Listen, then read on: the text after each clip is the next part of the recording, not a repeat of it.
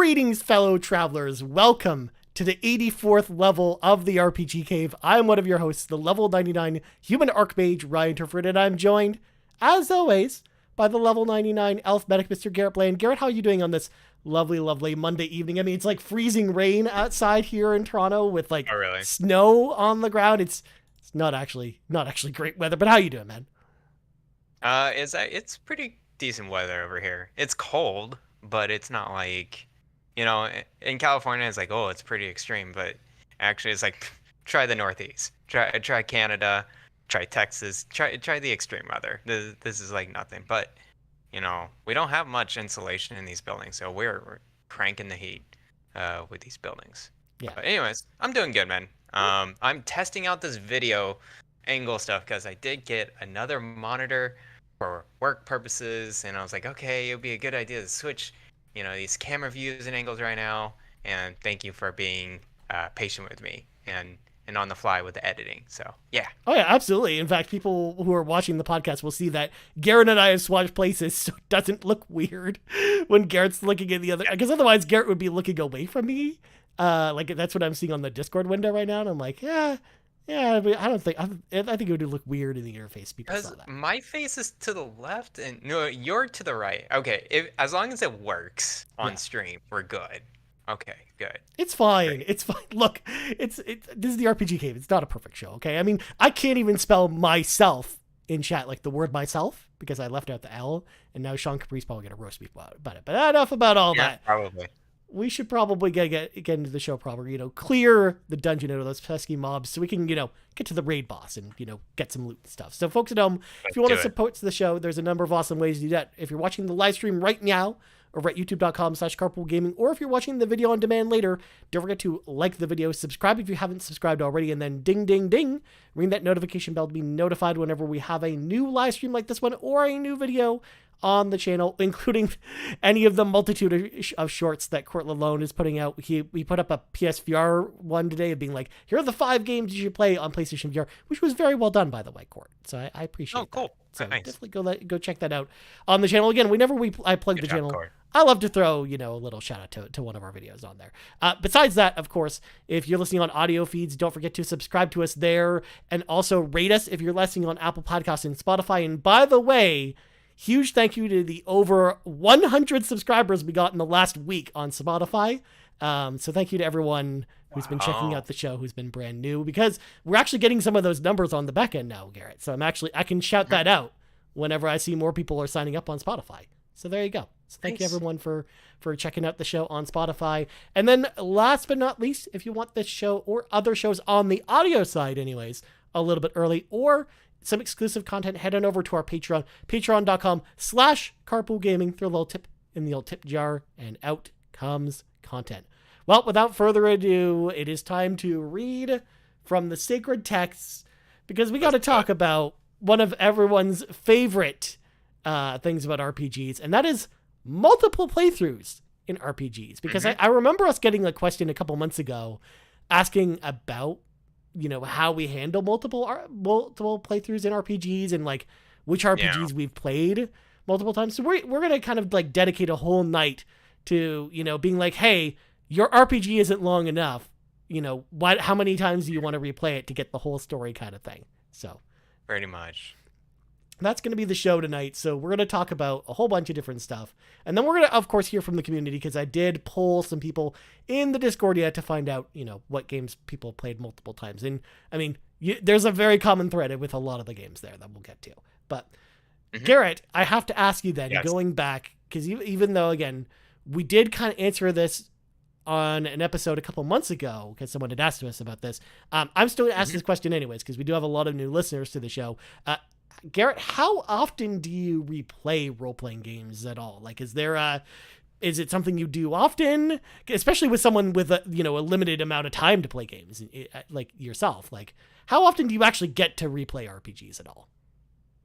Dude, like very little. Like, I mean, it's a cool mechanic to have, though. To have the replayability of an RPG. What else can be different? What else could you do something else? And there's many different flavors of that.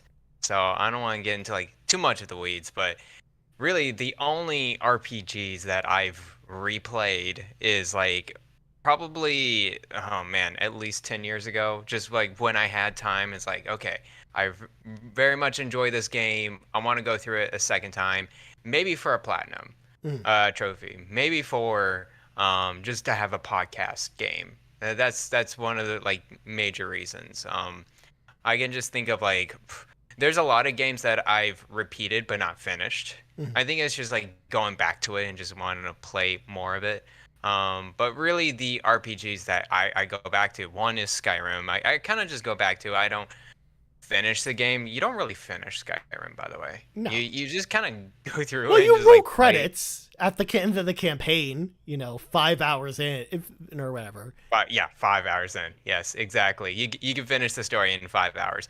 But like I kind of just go through and make different builds in the beginning because eventually for Skyrim get to the same end point in a way. There's some few choices you can do differently, of course, but normally you just at the end point you're kind of maxed out everything. You kind of can just do what you want. So that's probably not a good, I mean, like it's a great replayable game if you want to get into that world.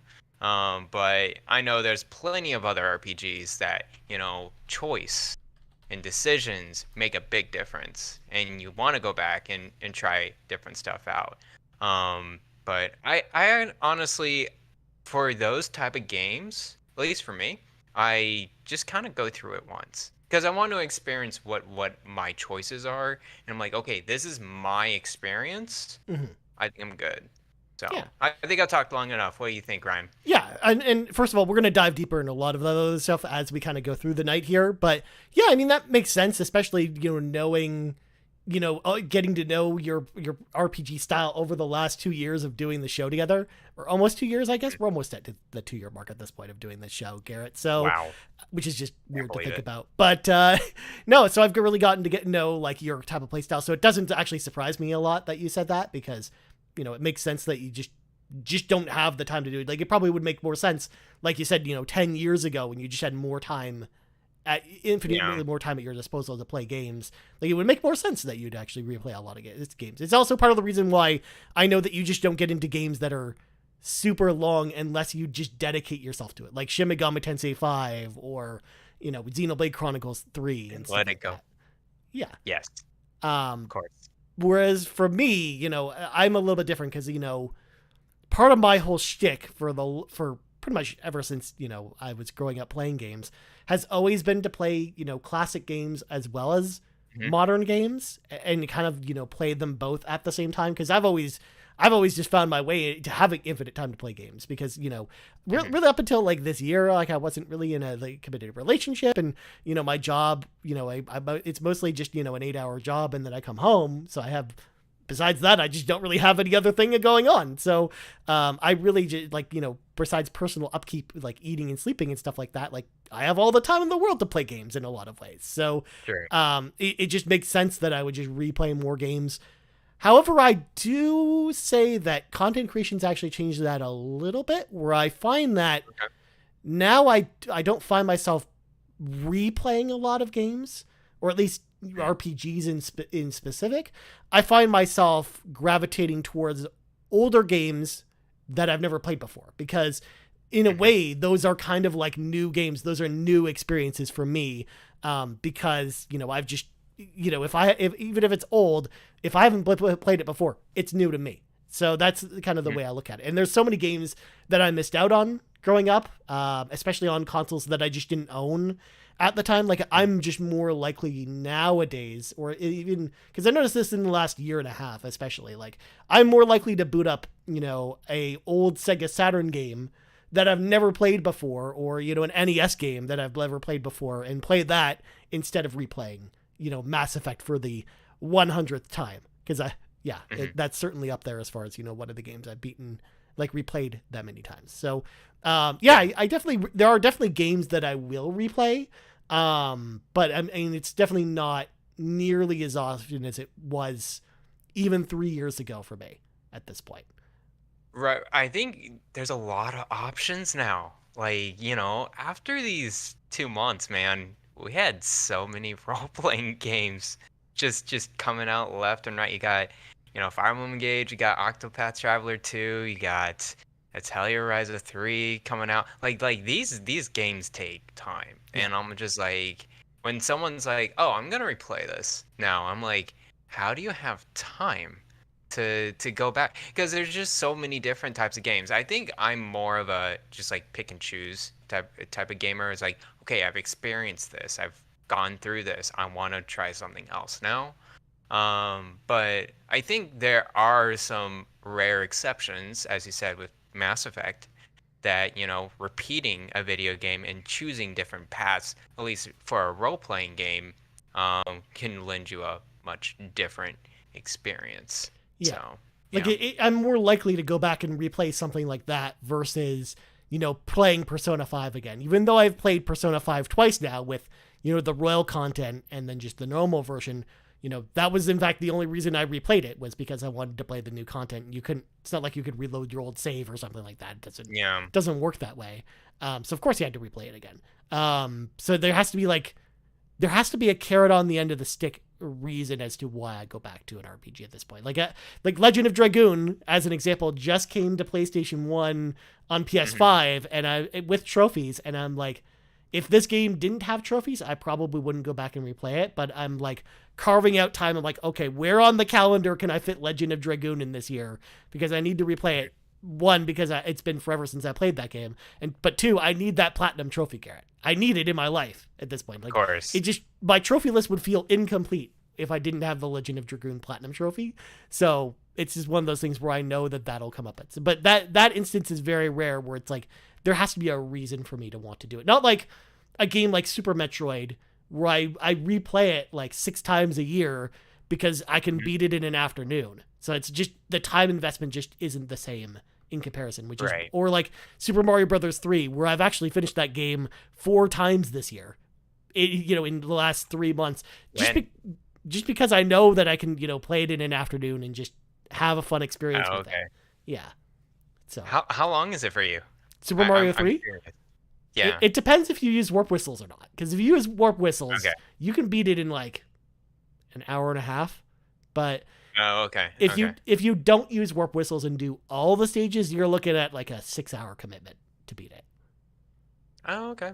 Yeah. Because like especially like the levels in stage 7 with all the different pipes and stuff like that, like get out of here. Those are kind of ridiculous at this point. It's kind of ridiculous. But yeah. Cool. I have a question for you for this topic. Is there like, other than Mass Effect and of course Dragon Age, I think those are like the big, BioWare games that have their own player choice or whatever. Is there like an RPG that screams at you as like you want to replay like so much? Like you want to go back to it, you want to try something different, or what kind of motivates you to replay an RPG? How about that? So what motivates me to replay an RPG is just, I don't know, it's just sometimes I'm just in the mood for that game in particular, or just especially or in the mood for something familiar.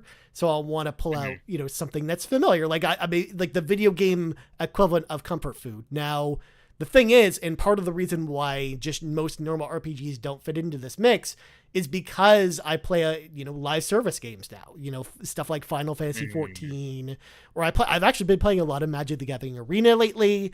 Like those things have kind of sunk their hooks into me and have taken away from, me wanting that comfort food experience, because, those are kind of those live service games for me kind of fill that void of what I'm looking for. But sometimes I just want to, play Shining Force 2 and just play through it because it's just like coming home, or it's just like, eating a nice bowl of mac and cheese while watching Saturday morning cartoons. Like it feels like, it feels nostalgic to me. So it gets me in nostalgic moments. So yeah, I mean, there isn't really a game specifically. I think, again, it's a lot of Super Nintendo games or PS1 games that kind of fall into that camp where I kind of want to just replay them on a whim kind of thing and do that.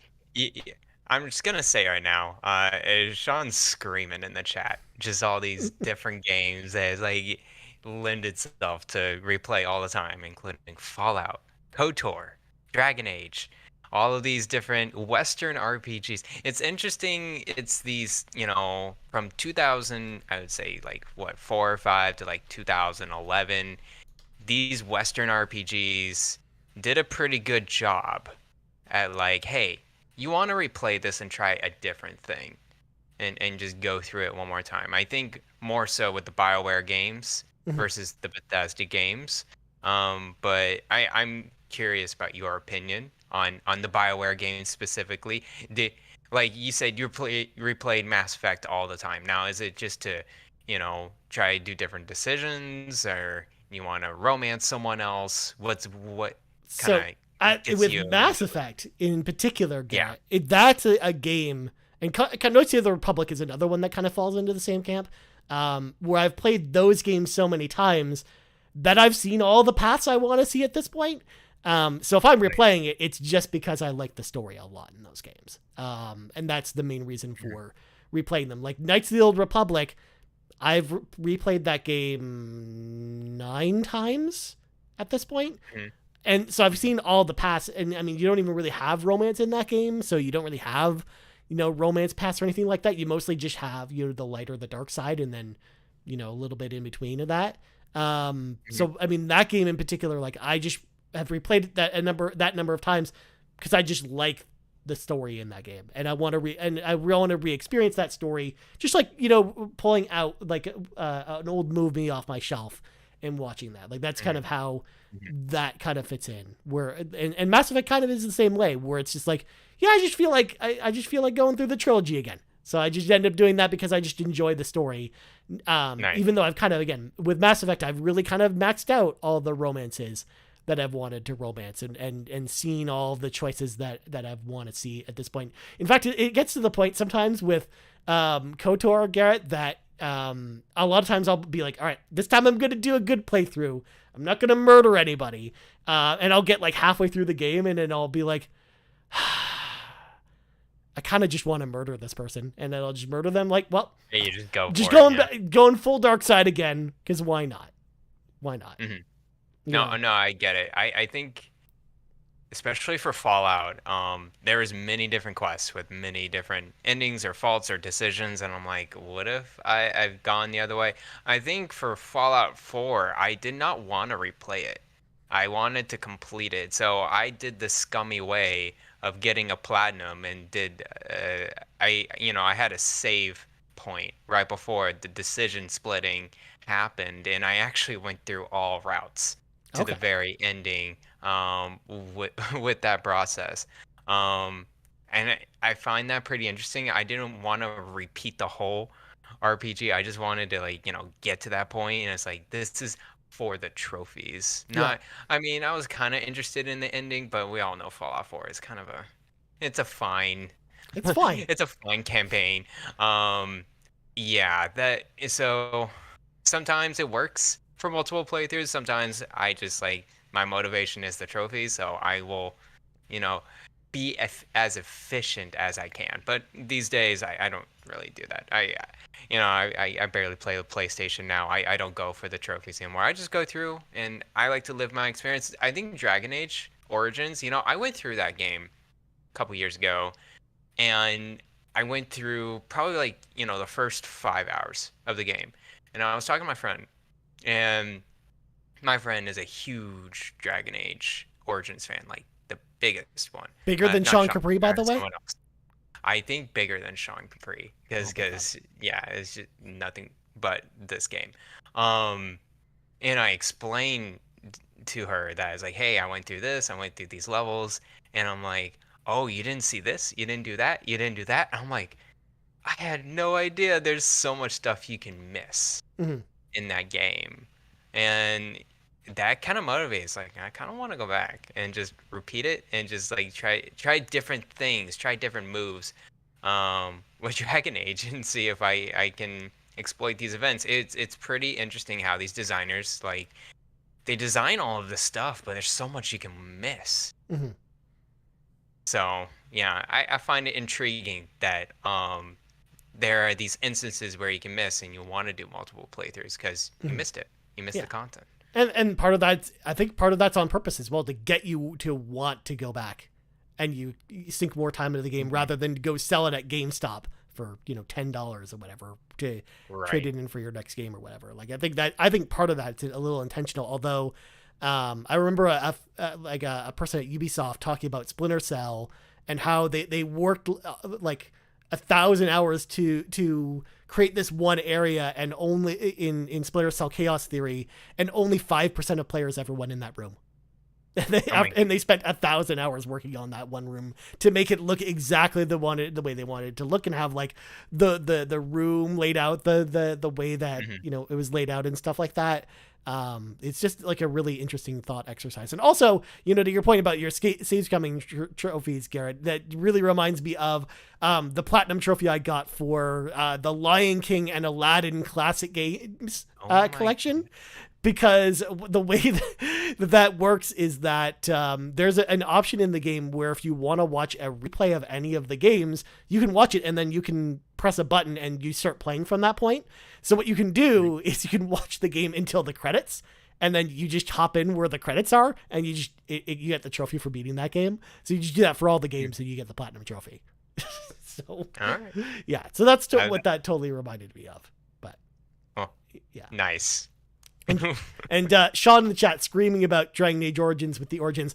We'll talk about the Origins in a little bit, because I have a point that I kind of want to put that with a little bit later. Great, sounds good. So what I kind of wanted us to do, now that we've talked about our personal looks as to when we replay games and when we don't, I want to talk about the different styles of game replayability and reasons for wanting to replay RPGs. So first off, of course, the most common example or common way that a developer wants to get you to replay a game is New Game Plus. This is tacked on to almost every single RPG that's out there, where when you finish the game, they're like, hey, you can start a new game with all of your characters with either your characters are already leveled up, or sometimes they're not leveled up, but sometimes you've got all your gear or your stats, or something carries over to the next playthrough, but then you have like all the choices are reset if it's a choice-based game, and stuff like that. So I don't think New Game Plus for either of us is like a strong reason for us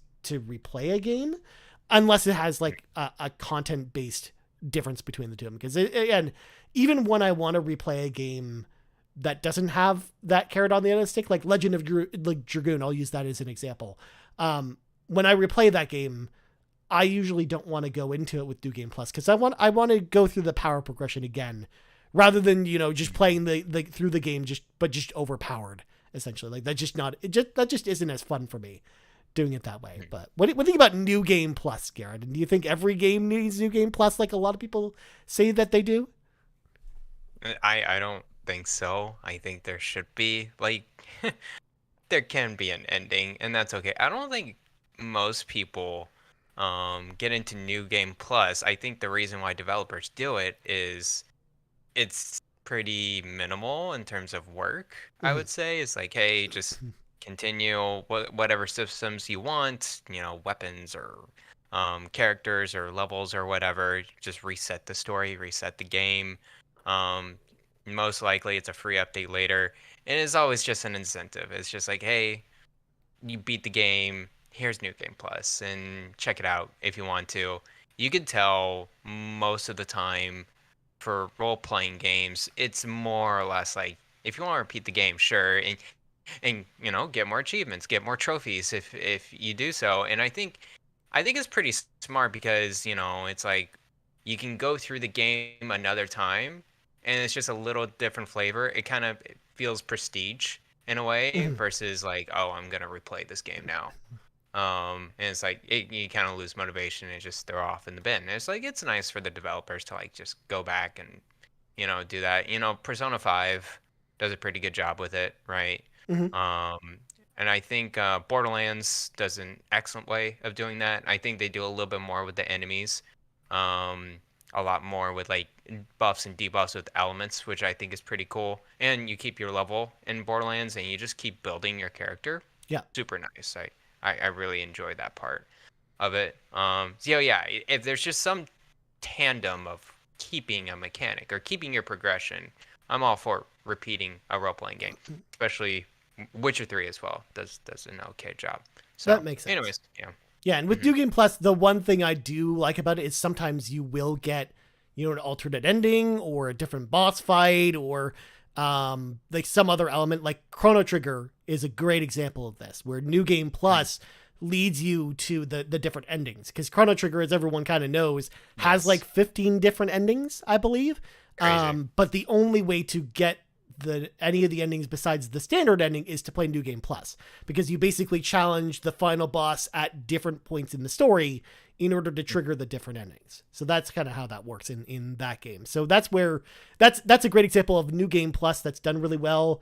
Another one is Trials of Mana, the remake, because it kind of does something similar where it doesn't have different endings, but there's a whole other dungeon that you go through that's an optional dungeon where you fight this boss that's specific to the remake version of that game.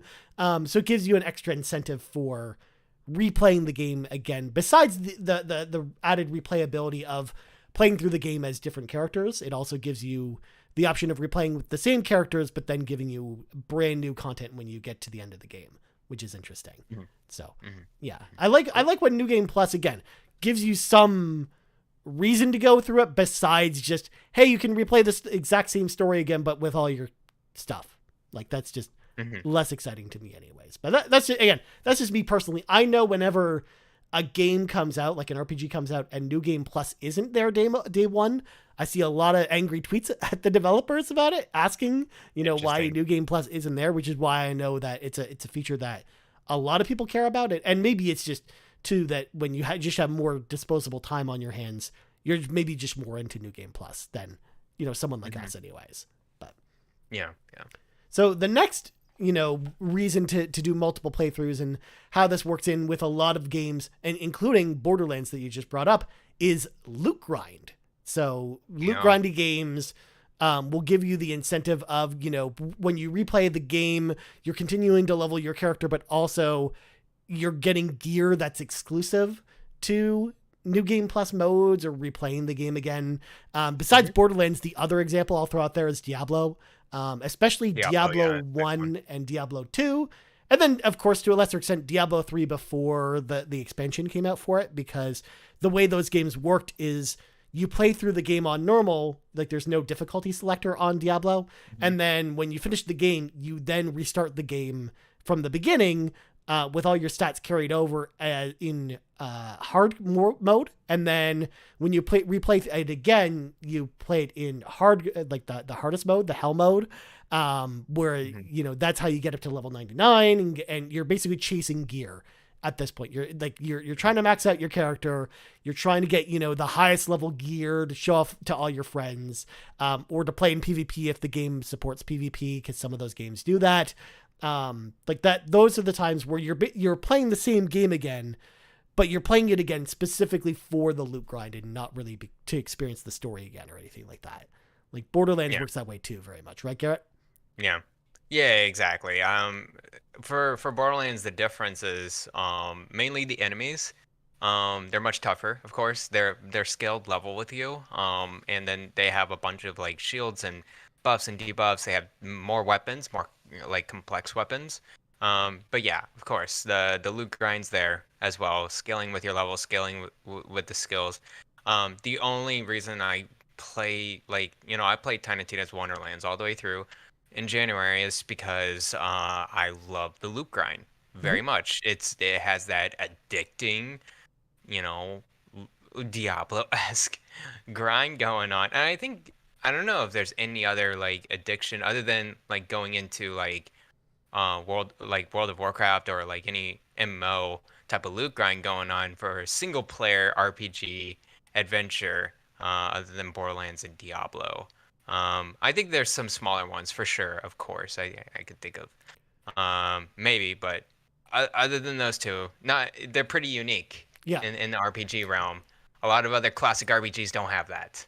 Yeah, sure. You definitely saw it more in the original Xbox and PS2 days with stuff like Baldur's Gate Dark Alliance or games like Champions of Norath on the PlayStation 2. Like you saw that a lot with console action RPGs that were loot based.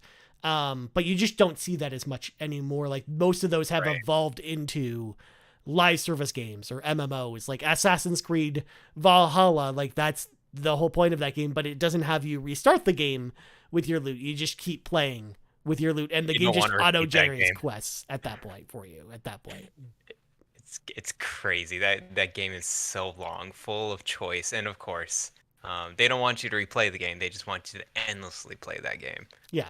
to the very And end. Odyssey was the same way as well, where again, Yeah. Odyssey was the start of, hey, this AI is just gonna auto generate the quests for you rather than us creating more side quests because you've played through all the side quests at that point, which is just crazy to think about. And some of them are just ridiculous too. It's just like, all right, go like run halfway across the world and kill these 5 pigs, and then run across the world again to this other place and go kill 5 more pigs, and then come back. It's just like, all right. Wait, that's crazy. Witcher 3 was had a loot grind system as well.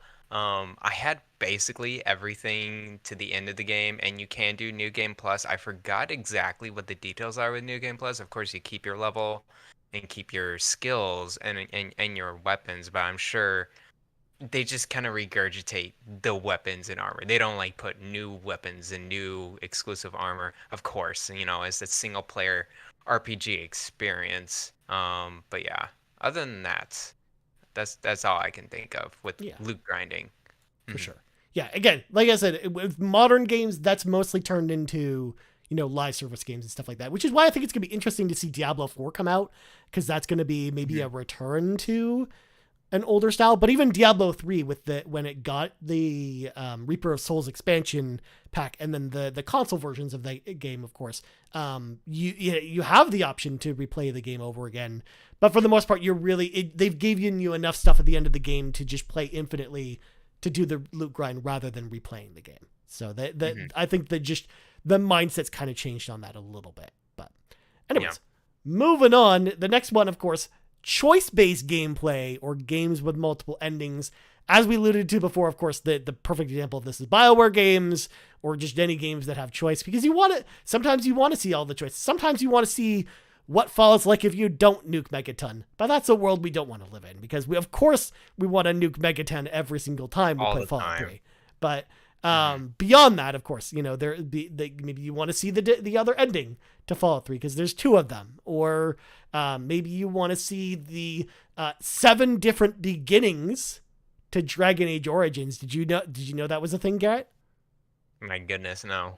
Okay. 7 different beginnings. Okay, so the way that Dragon Age Origins specifically works, not the other Dragon Age games, just Origins works this way, is when you select your character, like your race, it will put you into a different starting zone with a different story for it, that it has a different origin for your character. So, and it works its way into your character class, kind of plays into this a little bit. So for example, if you play the game as a mage, you start in the mage tower to start the game. And there's like a whole plot line, because the mage tower is where all the mages go to kind of learn. It's kind of like the school in Harry Potter in a lot of ways. Yeah. So of course Potterheads would love that. But there's like this dark storyline with blood magic and stuff. But if you start whereas if you start as like a human, you'll actually start in a human noble. You'll start in a castle that's being kind of taken over at the beginning of the game. But if you play as like a street human, you're actually like living, growing up in the city, and then there's a different storyline to start the game. So it's really interesting, where the first like 4 or 5 hours of that game is completely different based on your character's race and of course backstory that goes along with it, and character class. Because again, all mages, regardless of your race, start in the mage tower, which is interesting. That is pretty interesting. It's kind of, I mean, if you think back at it, it's pretty revolutionary the way they designed that game. Yeah. Yeah, I think I knew that when I was playing it maybe around that time, but I just forgot, and like it kind of just like sparked something. It's like, oh right, there's like so many different, and you hit all the different beats throughout the game, right? It's like, those are the beginnings, but like you eventually go to the mage tower, you eventually go to the castle and stuff like that. So Yeah. Well, even Eventually, then, like the characters interact with you differently as well, based on of course, very all that differently. stuff It's very too. organic in Yeah, that game. which is Yeah. just a testament to the amazing writing in that game. But and whereas Hmm. Mass Effect, you're mostly following your traditional morality systems. Same with Knights of the Old Republic, similar fashion. Same with Jade Empire from BioWare is kind of the same way, and a lot of other choice based games are very much like that. And I find these days, choice based, like there's a lot of choice in games, but I feel like you're getting less of the diverging paths now in a lot of modern games when it Hmm. comes to that choice, versus what we saw a lot in the 360 era when BioWare was at its peak. We were seeing that a lot with games, and not just RPGs. Like stuff like Infamous was like an example of a great game that wasn't an RPG that then borrowed that morality system and then felt like two completely different games depending on if you were good or Hmm. evil. So it's interesting to see how that's changed as well. Kind of like the loot grind, where the way choice based gaming happens now, I think is totally different than what it was 10 years ago. But what do you think about choice based games now, Garrett, and how they kind of compare to older games? And do you really feel like there's as much weight now with choice based games as there used to be? I think there's been a more of a call to like have direction in role-playing games. Like here are the story beats, and it's very hard to replicate what again, going back to Bio, what they did. Like they created a web of all of this, and I think now they kind of diverge. They separate. It's like here's the RPGs. You may have some grinding. You may have player agency, player choice, but it's more like, oh, you're ending a quest one way or the other kind of deal. And then there's the other game where it's not a role playing game. It's like a narrative choice game that has all this web, Yeah. like decisions going on Like now. There's Detroit Become Human from Quantic Dream, where it literally has the web exactly. menu you go into to look at the web of choices. I played what was it? Oh man, As Dust Falls. Is Yeah, that as what the Dust game's Falls. called? Yeah. Literally I the recently painting that's behind me up here. Oh, Behind all the nice. figures. I recently played that in January, and by the end of each chapter, it's like, hey, certain percentage did this, did that, and it's like four different paths, and you skipped over certain things. I'm like, wow, there's so many different ways you can do it. So yeah, but these days, role-playing games are not doing that as much. I can't tell you the last time, other than I think the big one, of course, is Fire Emblem Three Houses was a huge one of, you're starting differently, and then depending on your choice in the middle, you could lead to another type of ending, and it can be completely different type of story-driven RPG there. But these days, as I'm playing throughout these RPGs, you see very little of it. Um, Again, the more complex open world RPG you get, of course, you get a little bit more player agency, but you look at, you look at Skyrim, you look at pretty much everything, and it's just Yeah. you can only go so far. There is an ending. Um, I think another one that's pretty big, was not Persona 5, but Persona 4, Mm-hmm. was a huge one, and that actually makes me want to replay it. Like um I played it back in 2014, so it's been a while Mm-hmm. on my Vita. And I didn't know I got the bad ending. I just remember the game just dropped Yeah. on me. I was just like, okay, you're done. Yeah, this is the end of the game. And I'm like, wait, what? To be And fair, of course, Persona 5 can also do that too. If you don't do it Well, correctly. oh really? Yeah. I mean, I think base Persona 5 was a little bit easy on you, I Yeah. guess, like to like get you to the ending. But Persona 4, I was just like, making decisions left and right, and then boop, dropped, and I'm like, what just happened? Yeah.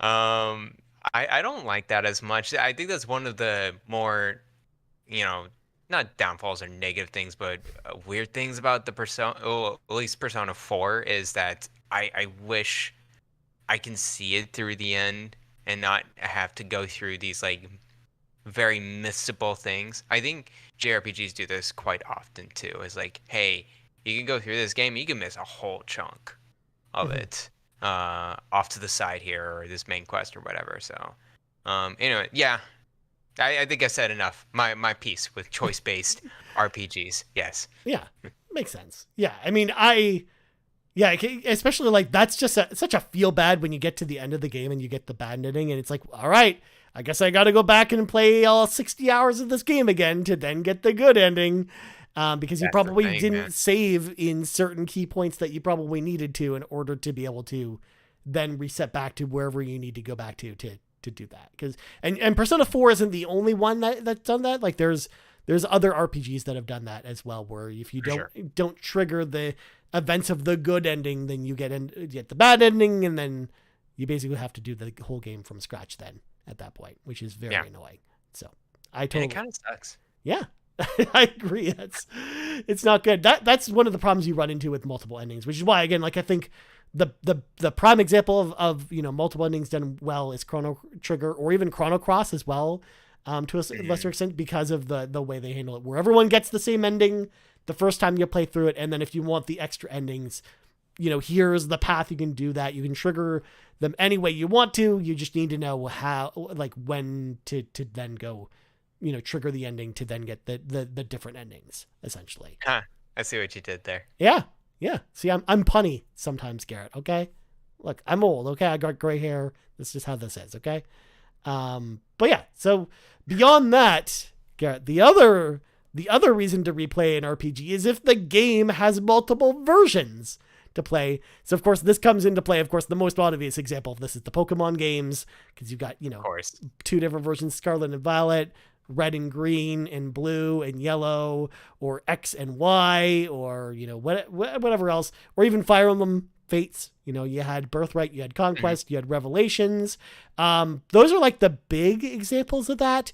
But then you also get re-releases of RPGs with additional content, stuff like Persona 5 Royal, or I'm going to lump in here as well, Garrett, DLC.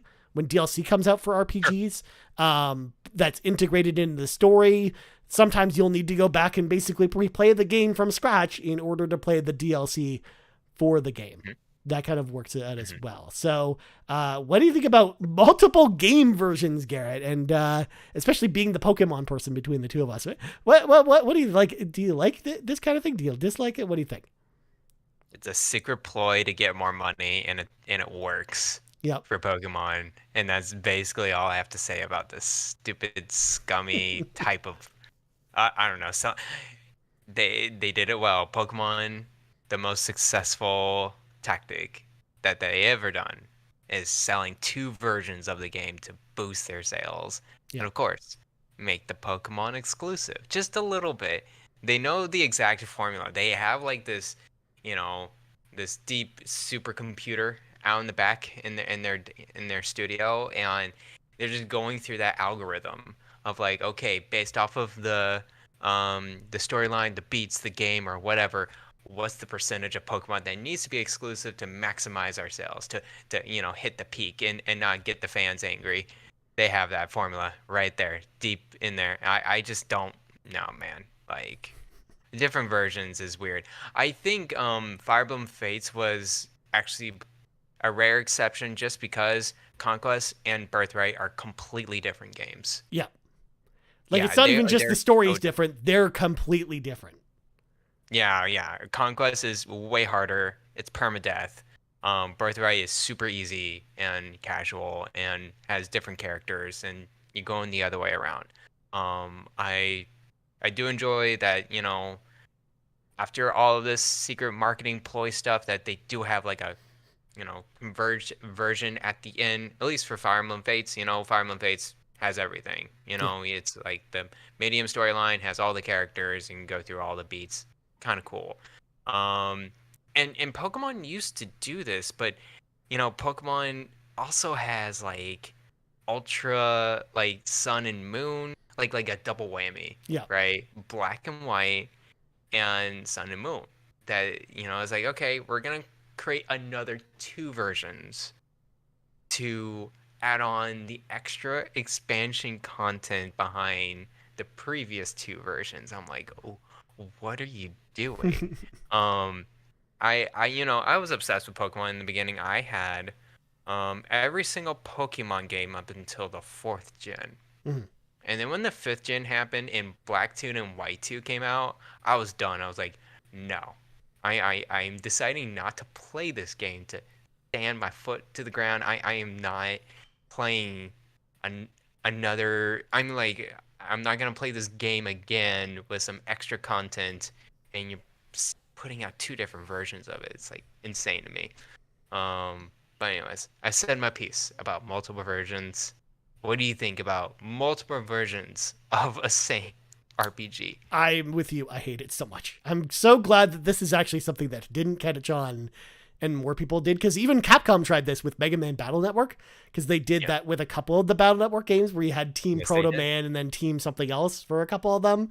And it's just like, no. It's and especially because you're basically getting the same game, but like with Pokemon as an example, you're just getting a couple of collectibles. Again, it was better with Fire Emblem because, again, it made sense from the story perspective as to why you would want to play 2 different versions. And again, if you played the 2 different versions, they're not the same game. They're 2 completely different games. They're not the same game. So you're getting different experiences. And then the Revelation one kind of, again, ties it together. Whereas Pokemon, it's literally, Scarlet and Violet is basically the same experience other than a couple small, different differences. Yeah, some skins. Yeah. And legendary Pokemon and exclusive Pokemon. There you go. Exactly. So, I mean, that's a little more egregious. And again, I also think it's also egregious too with the Persona 5 Royal example that I used as well, because that's something I never love to see, where I get a game, I love it, I play through 100 hours of it, and then, a year later, there's a new version of it with a brand new,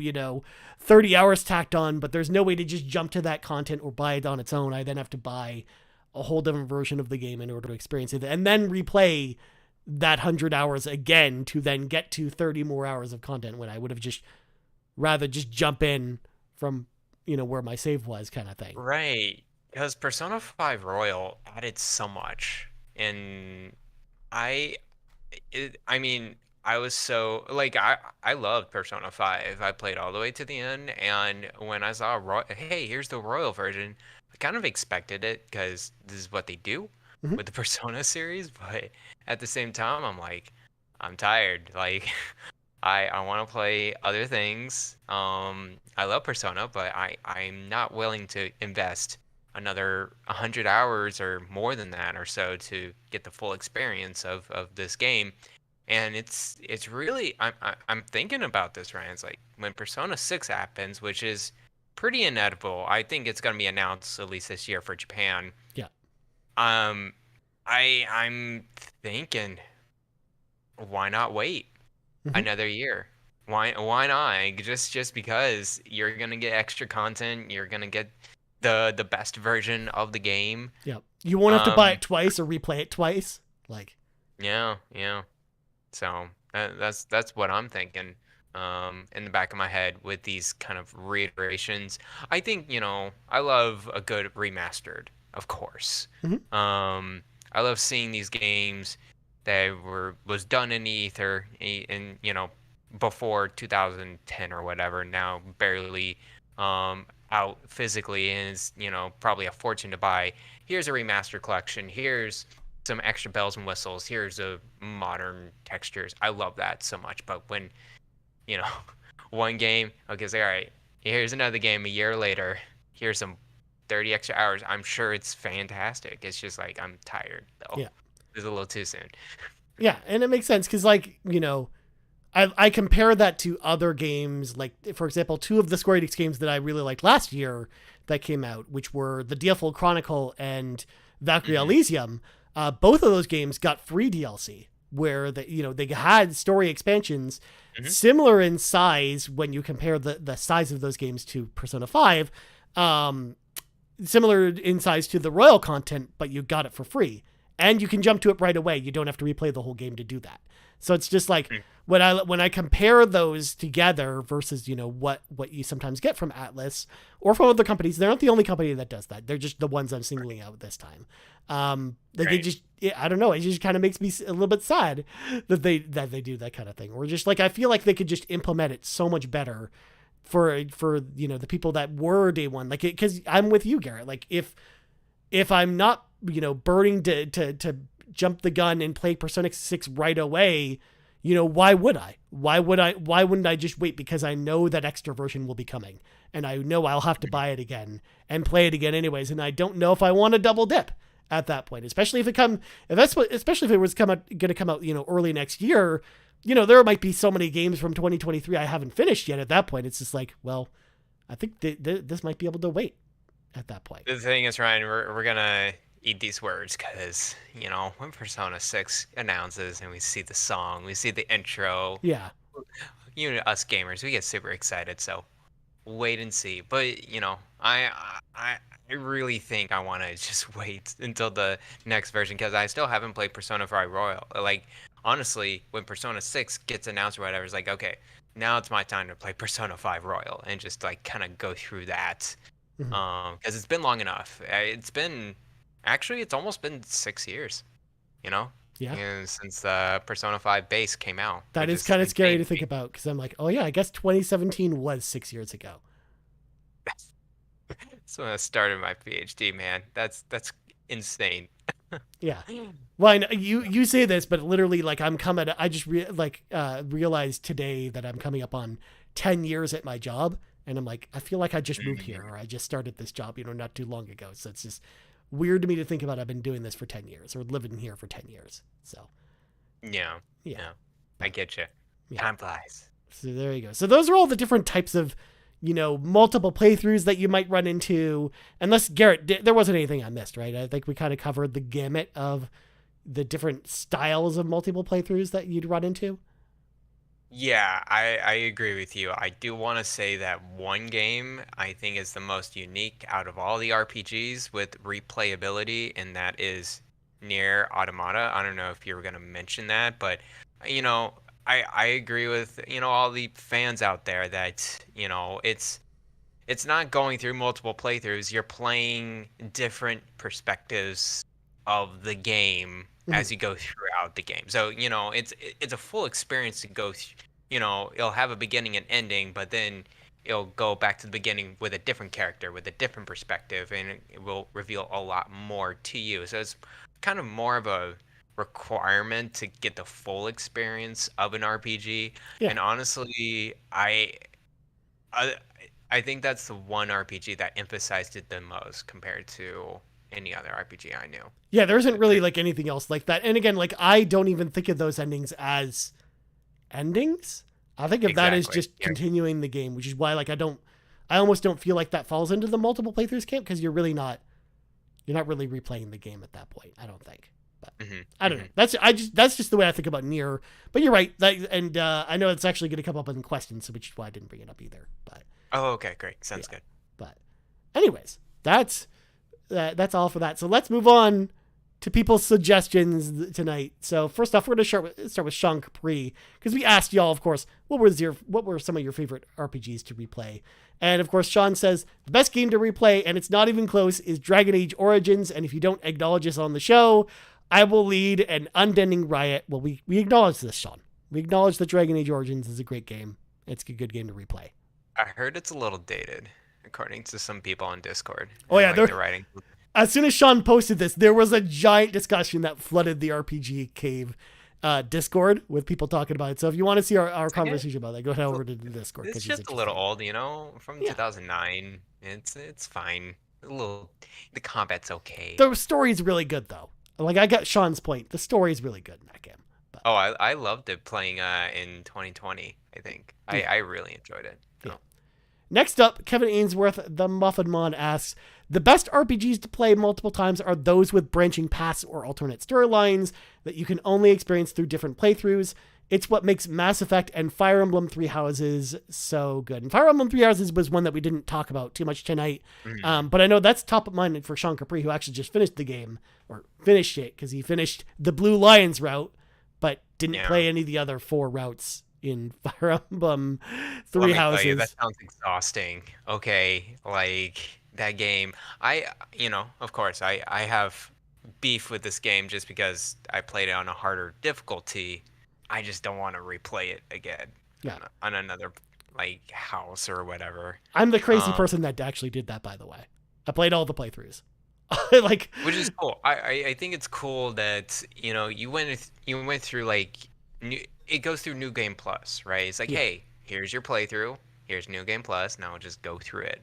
Like, kind of the story again. Hit your different beats. I think that's kind of cool that it kind of, it mainline, mainstreams the save state into the next playthrough. Yeah. I also like the DLC being in the middle of it as well.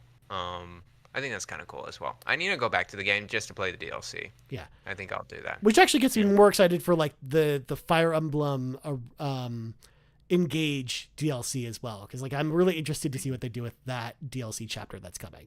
Because like we've got the Paralog Islands and they're interesting, but like we know that there's a big chapter coming for Engage, and I'm really excited to see what they do with that. But Me too. yeah. Also, I did beat Fire Emblem Engage a You couple did. days ago. You engaged Yeah, with Fire Emblem I Engage. engaged. Yeah, pretty good. It's a Very, good game. very. I really cherish that one, and it's a special Fire Emblem game for sure. I don't know Fire if it's Emblem. better than Fiat Rhythm Final Bar Line, but I think it's a pretty good game, Garrett. But Yeah, you did beat that one, right? I did beat that one as well. I beat, in fact, Garrett, and when I say beat it, I beat every single song in the game, not all the DLC songs. So that's 365 songs. That's a lot. That's a lot of songs. Yeah, times however minutes that is. Yeah. So Bam, there you it go. was like 45 hours to finish it.